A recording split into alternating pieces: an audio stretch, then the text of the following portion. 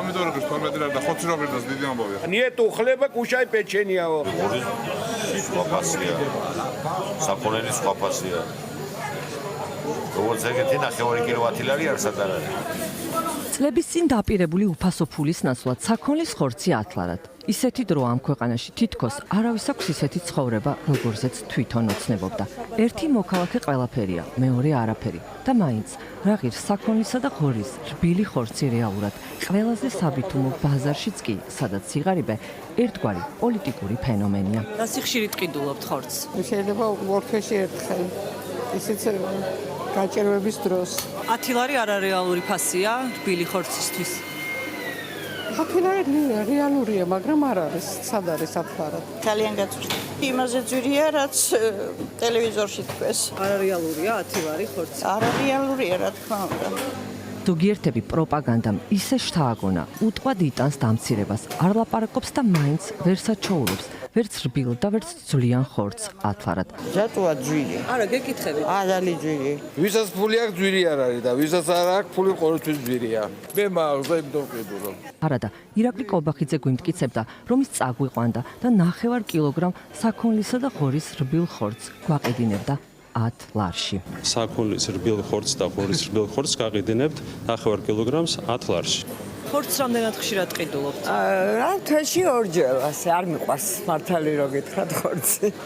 10 ლარიო კობახიძემ. ნუ, ეს ანეკდოტა დადის უკვე თბილისში, რომ ხორცი 10 ლარია.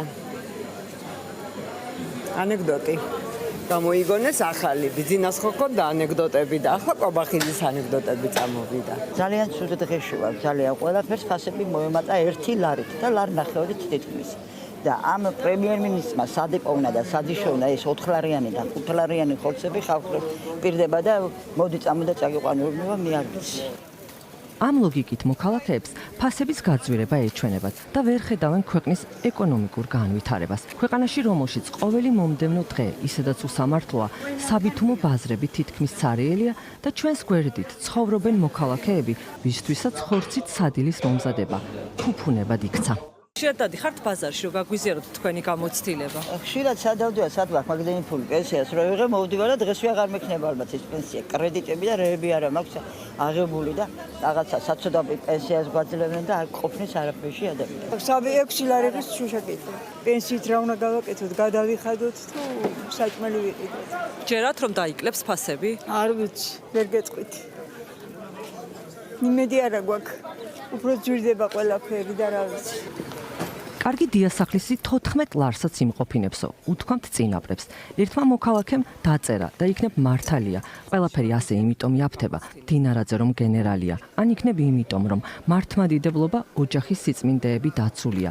ყველა ოჯახს ხორცის ყიდვა არ შეუძლია, სამაგიეროდ ყველა ოჯახში დედა, მამა კი მამა. ელემენტარული კითხვი. იმის მაგივრად სეზონია ხო მოდის. ნუ დაიციოს პირიქით.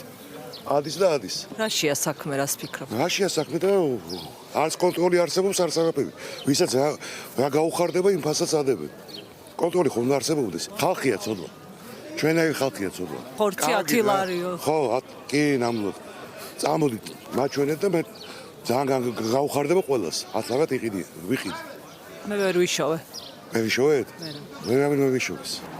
როგორი სიმბოლურია არა გაძვირებული ცხოვრების ფონზე. მსახიობი ეკა ნიჟარაძე 31 წლიანი მუშაობის მერე მარჯანიშვილის თეატრიდან გაათავისუფლეს. მიზეზი არ განუმარტავთ. მოდი ერთი მწვანე ხახვი მომეცით კიდე, რომელიც უფრო ქორფა და პატარა.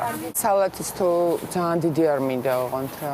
შუაგულ ქალაქში მასთან ერთად გავიაროთ უბანში, რომელშიც ისტორიულად ძველ დროს ყველაზე მდიდარი მოსახლეობა ცხოვრობდა. რა ვიყიდე, გაინტერესებს რა შევიწინე. ხორცი, რომელზეც გვეუბნებიან, რომ 10 ლარად გაყიდინებს 9 კილოს ეს ნუ არ ვიცი, ძალიან სასაცილოა. ფუფუნებად იქცა ხორცი. აბსოლუტურად. ხორცი ადამიანებისთვის დიდი ხანია ფუფუნება. აი რამდენჯერ მინახავს ტელევიზორში მაგალითად სიუჟეტი ქუჩის გამოკითხვა და ხალხს ხორცი ენატრება. მსახიობის 3 შვილის დედა და 2 შვილიშვილის ბებია. ამბობს, რომ ცხოვრება ყოველდღე საგრძნობლად ძვირდება. არადა სინამდვილეში ყველა მიცის, რომ ოდნავ ხარისხიანი ხორცის საყიდლად დედაქალაქში 35 ლარი და ხშირად შესაძლოა 40 ლარზე მეტი წარგმარა.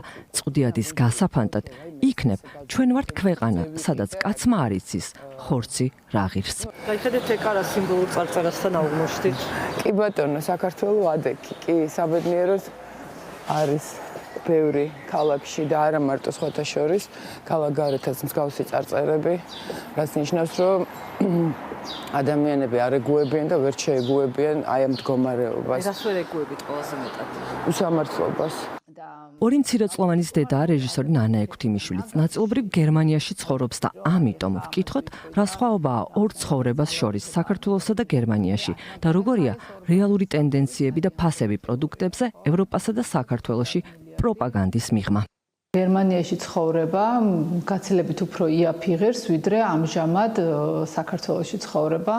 იგივე პროდუქტს ვყიდულობ აქ ბავშვებისთვის და იქ გერმანიაში, ბერლინში და უბრალოდ არ ვიცი, მე ძალიან რთული მეჩვენება ჩვეულებრივი საქართველოს მოქალაქესთვის საშუალო ხელფასით ამ ქვეყანაში არსებობა. ჩვენ საქმე გვაქვს პირდაპირ პროპაგანდასთან. ეს არის პირდაპირი დავალება, რომ ევროპა, ევროპული კეთილდღეობა წარმოჩინდეს ცუდად, რაც აი ძირშივე მარცხისთვის განწერულია ეს პროპაგანდა.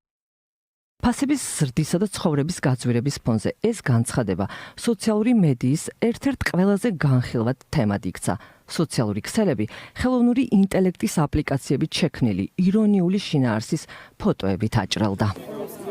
იქნებ მთავრობის ადმინისტრაციას მივმართოთ, დიუშენის დისტროფიის მქონე ბავშვების მშობლების არ ესმით, იქნებ მათი მაინც ისმინონ, ვინც ხორცი 10 ლარად ვერსად ვერ იშოვა. პოლიტიკურ გაზაფხულს ველოდით და გაიაფებული პროდუქტების გამგონილი გაზაფხული მოსულა.